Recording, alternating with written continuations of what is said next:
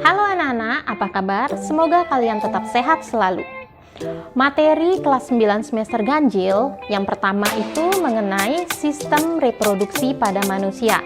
Nah, pada video kali ini, Bu Guru akan membahas mengenai pembelahan sel. Selamat menyaksikan ya. Apa itu pembelahan sel? Jadi, pembelahan sel ini diartikan sebagai suatu proses yang membagi satu sel induk menjadi dua sel anak atau lebih. Apa maksudnya? Jadi, coba kita lihat gambar berikut ini. Misalkan gambar ini adalah gambar satu buah sel. Jadi, setiap sel makhluk hidup selama dia hidup akan cenderung selalu membelah diri. Kenapa harus membelah diri? Karena supaya dapat memperbanyak diri. Jadi satu sel induk ini dapat membelah menjadi dua sel anakan yang memiliki sifat yang sama. Nah, dua sel anakan ini masing-masing juga dapat membelah diri kembali menjadi dua sel anakan yang sama. Nah, kita akan mendapatkan 4 sel anakan yang baru. Keempat sel anakan ini juga masing-masing dapat membelah dengan jumlah yang makin lama makin banyak. Ini terjadi pada semua makhluk hidup yang masih hidup ya. Tetapi jika makhluk hidupnya makin tua, maka pembelahan selnya pun makin lambat. Jadi ada 3 tujuan utama pembelahan sel. Yang pertama adalah pertumbuhan. Untuk tumbuh atau pertumbuhan itu artinya proses penambahan ukuran yang tidak bisa kembali lagi. Itu artinya misalnya pertumbuhan dari bayi, ini misalnya manusia ya, contohnya dari bayi, anak-anak, kemudian remaja, dewasa, dan menjadi tua. Nah, itu adalah proses penumbuhan. Jadi makhluk hidup itu dapat tumbuh karena sel-selnya bertambah banyak. Makin banyak sel pada makhluk hidup, maka semakin besar ukuran makhluk hidup itu. Tujuan atau alasan yang kedua itu adalah untuk perbaikan. Contohnya pada luka. Misalnya kalau kita luka, itu akan mengalami kerusakan bagian kulit kita ya, seperti pada contoh gambar ini.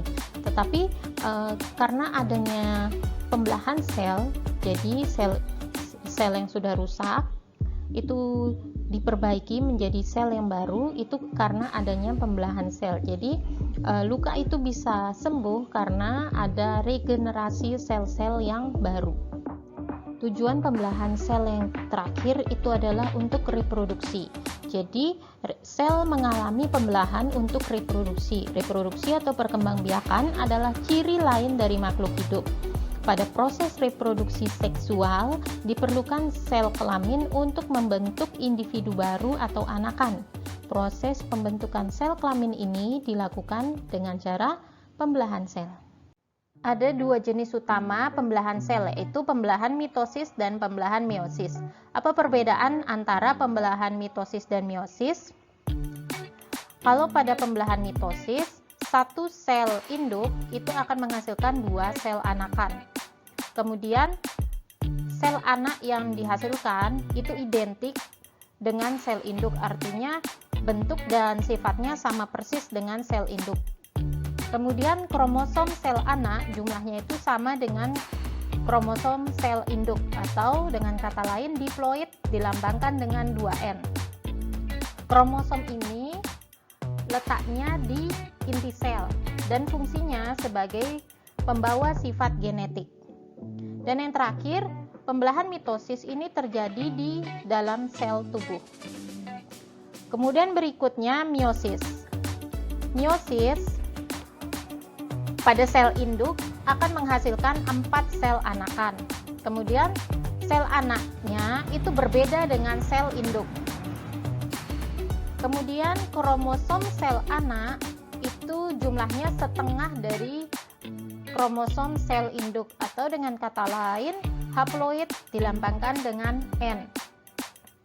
Nah, kemudian pada pembelahan meiosis itu terjadi di sel kelamin pada pembentukan sel sperma dan sel telur pada manusia dan hewan tingkat tinggi pada tumbuhan. Berikut ini adalah fase pada pembelahan mitosis. Fase yang pertama disebut dengan profase. Pada profase, kromosom sudah mengganda dan mulai memadat. Membran inti mulai rusak menjadi bagian-bagian kecil atau disebut dengan fragmen. Fase yang kedua disebut dengan metafase. Pada metafase, kromosom berjajar pada bidang pembelahan. Yang ketiga disebut dengan anafase.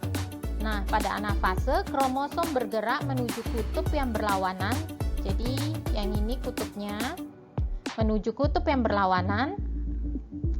Pada akhir anafase kedua, kutub sel memiliki kromosom yang jumlahnya sama. Dan yang terakhir disebut dengan telofase. Pada telofase, membran inti mulai kembali bergabung dan terbentuk dua sel anakan yang bersifat diploid. Pada tahap akhir dari pembelahan mitosis disebut dengan tahap telofase ini, umumnya selalu diikuti dengan pembelahan sitoplasma yang disebut dengan sitokinesis. Pada saat sitokinesis terbentuk cincin pembelahan yang berfungsi membagi sitoplasma sehingga terbentuk dua sel anakan. Pembelahan berikutnya yaitu pembelahan meiosis. Seperti yang kita tahu bahwa pembelahan meiosis adalah pembelahan sel yang menghasilkan 4 sel anakan yang masing-masing sel anakannya hanya memiliki separuh dari jumlah kromosom sel induk. Berikut ini adalah fase-fase pada pembelahan meiosis. Fase pertama itu disebut dengan profase. Membran inti mulai rusak menjadi bagian-bagian kecil atau fragmen dan kromosom sudah mengganda kemudian memadat. Tahap 2 yaitu metafase 1. Kromosom berjajar pada bidang pembelahan. Tahap 3, anafase 1, kromosom bergerak menuju ke kutub-kutub yang berlawanan. Tahap 4, telofase 1, kromosom homolog memisah dan bergerak ke kutub-kutub yang berlawanan. Membran inti mulai terbentuk kembali, terbentuknya dua sel anakan yang bersifat haploid. Tahap 5 disebut dengan profase 2. Membran inti mulai rusak menjadi bagian-bagian kecil. Tahap 6 yaitu metafase 2. Kromosom berjajar pada bidang pembelahan.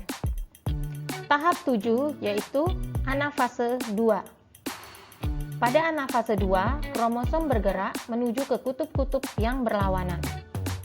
Dan tahap yang terakhir, telofase 2. Membran inti terbentuk kembali dan terbentuk 4 sel anakan yang bersifat haploid. Nah, itu tadi materi mengenai pembelahan sel dari materi sistem reproduksi pada manusia. Sampai jumpa pada video-video selanjutnya.